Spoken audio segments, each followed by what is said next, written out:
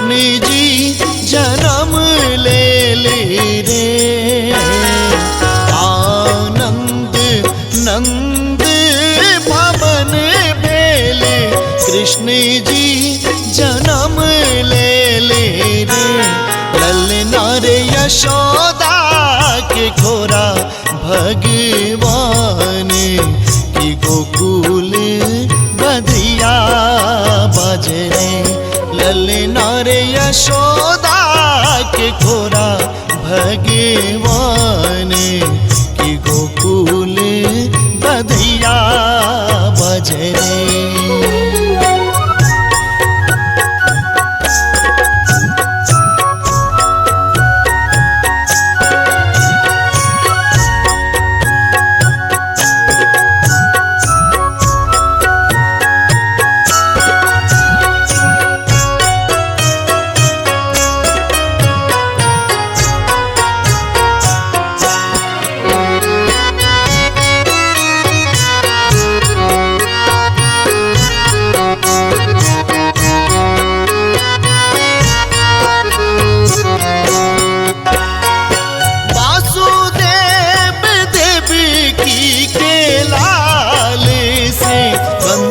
के काल बनी रे। वासुदेव देवकी के लाल से कंस के काल बनी रे।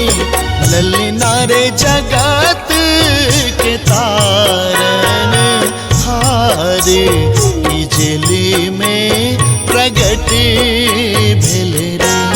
ललना रे यशोदा के घोरा भगवान की गोकुल बधिया बजरे।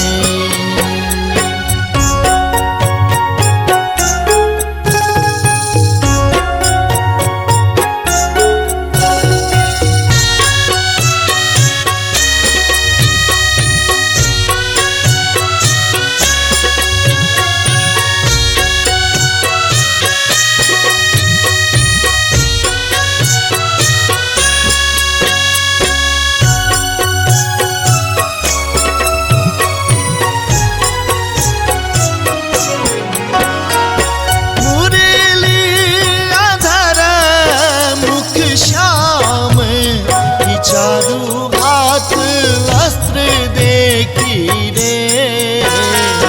मुरली आधार मुख श्याम की चारू हाथ अस्त्र देखी रे। ललना रे देवी की के लागी गेल डोर की प्रभु शिशु रूप ले रे। ललना रे यशोदा के घोरा भगवान की गोकुल बधिया बजरे।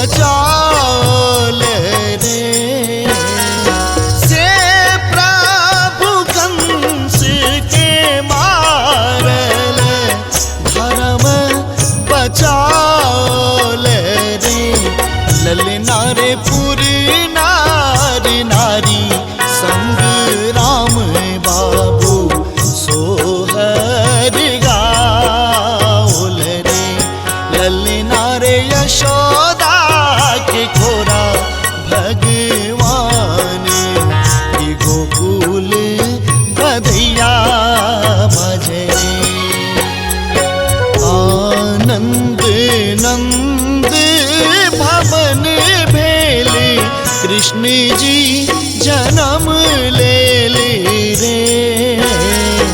आनंद नंद भवन भेले कृष्ण जी जन्म ले रे। ललना रे यशोदा के गोरा भगवान की गोकुल बधिया बजे रे।